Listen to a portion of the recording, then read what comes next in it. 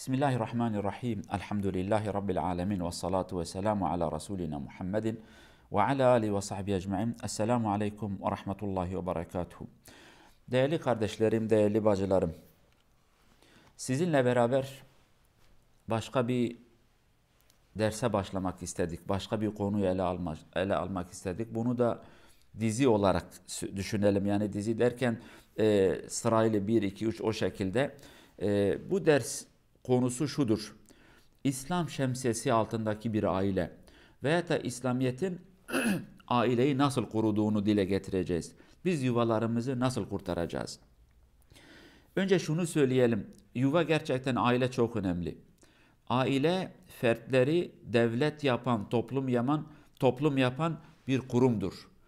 Kişilerden, tek tek insanlardan toplum olacak seviyeye giderken geçmemiz gereken bir aşama vardır, bir konak vardır, bir durak diyelim. O da ailedir. Kişiler aileden sonra devletleşir, kurumlaşır, toplum olurlar. Toplum ne demektir? Birçok insanın bir araya gelip de belli görüşler, fikirler, kanunlar ışığında beraber hayatı sürdürmektir.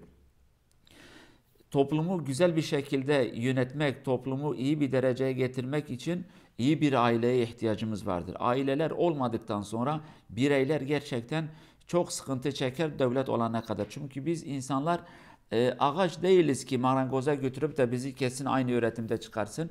Aynı ölçüde, aynı kalınlık, aynı incelik, aynı uzunluk. Biz insanız. İki insan evlenir, onlardan başka bir canlı meydana çıkar. Ve biz insanlar hayvanlar gibi değiliz. Cenab-ı Allah hayvanlara fıtri olarak bazı bilgileri vermiş. Hayvanlar ona göre yaşamlarını sürdürüyorlar. Fakat biz insanız. Bir düşüncemiz var, bir irademiz var, bir nefsimiz vardır, bir şeytanımız var, bir meleklerimiz vardır. Doğru ve yanlış arasında mücadele eden bir varlığız biz.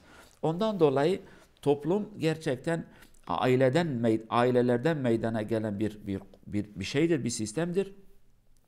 Ailenin önemi, kısa olarak şunu söyleyelim. Aileyi bir fırın olarak düşünün. Sizin hamurunuz ne kadar güzel olursa olsun, ne kadar kaliteli bir buğdayınız olursa olsun, fırın eğer fırın değilse, yemek pişiren aşçınız, o fırıncınız iyi biri değilse, ne hamurun faydası var, ne unun faydası vardır. Kötü bir ekmek meydana çıkacaktır. Ya yanmıştır, ya da hamurdur, ya da yenmeyecek bir şekilde olacaktır. Sörüm odur, yani aile de odur. Aile insanları, evlatları, gençleri topluma kazandıran bir kurumdur. Biz bu aileye dikkat edeceğiz. Önce şunu söyleyelim. Gerçekten bugün düşünceler, fikirler, mezhepler, düşünce akımları çoktur. Maalesef hiçbiri aileye önem vermedi. Aile çökmek üzere. Eğer çökmemişse. Aileler büyük felaket içinde. Biz Müslümanlar olarak bir dine sahibiz. İslamiyet de şöyle bir dindir. İslamiyet insanların hayatına yön veren bir din. Güzel bir yol gösterir eğer İslamiyet'e güzel bir şekilde sahip çıkılırsa. Fakat eğer İslam istismar edilecekse belli bir noktada İslamiyet'i getireceğim, belli noktada başka kanunları getireceğim. İslamiyet sadece bir araç olacaksa o zaman İslamiyet'in o kanunu da bir faydası yoktur. Bunu o şekilde bilelim.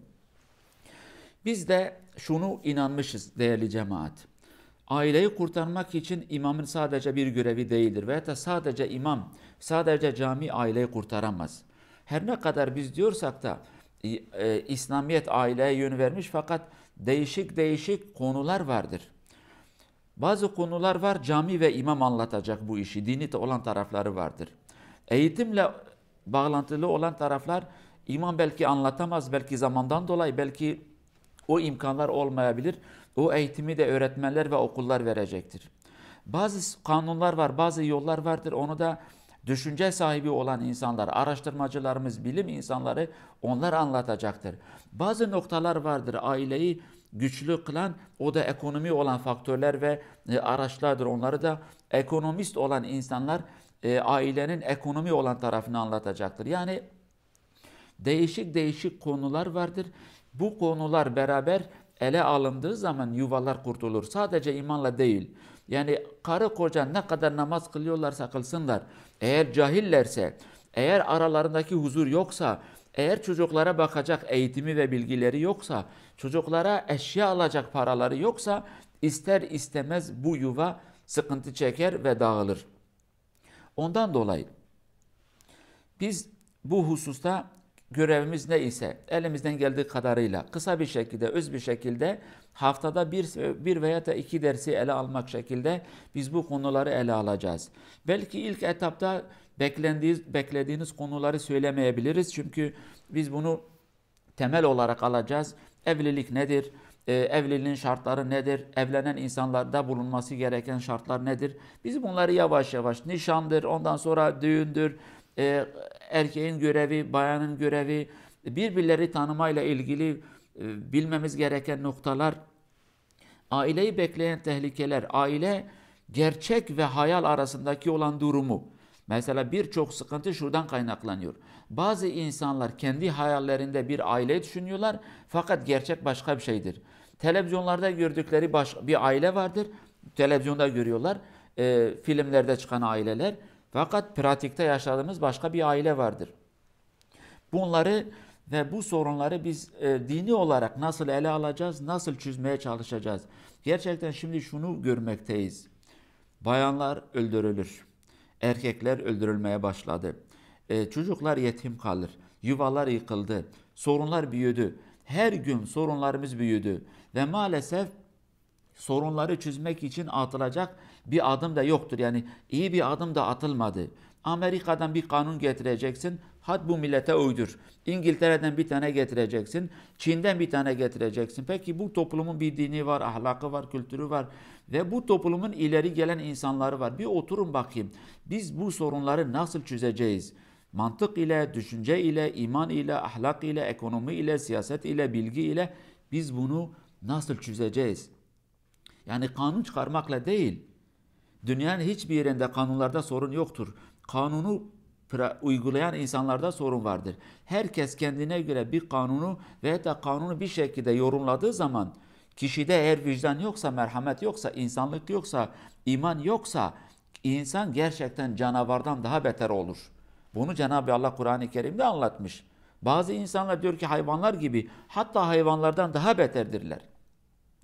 Ondan dolayı gerçekten hepimizi büyük tehlikeler bekler. Biz de bu usta bir çalışmaya el attık. Beraber inşallah haftada 1-2 dersi yapacağız. Dileğimiz ve ricamız sizden şudur değerli kardeşlerimiz. Bu sohbeti dinlerken veya da yapacağımız sohbetleri dinlerken faydalı görürseniz oturun eşinizle, hanımınızla, çocuklarla beraber zaten 10 dakikalık sohbetleri yapacağız. Haftada 1-2 sefer. Bir bakın bakayım faydalı ise beraber oturun dinleyin.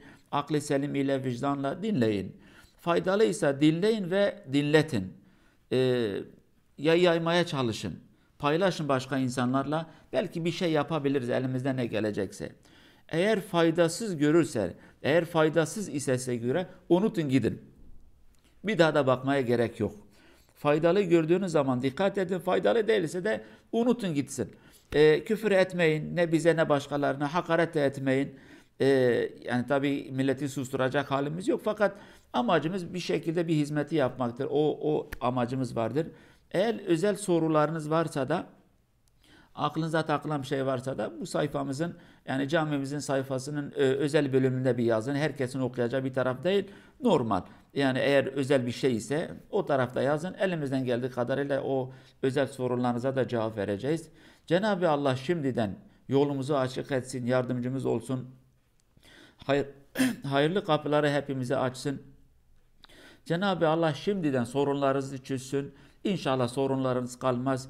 Beraber eşlerinizle, çocuklarınızla evinizde mesut ve bahtiyar olursunuz. Cenab-ı Allah bütün sıkıntıları sizden uzaklaştırsın. İyi bir yuvayı size ve bize ve cümle insanlara nasip etsin.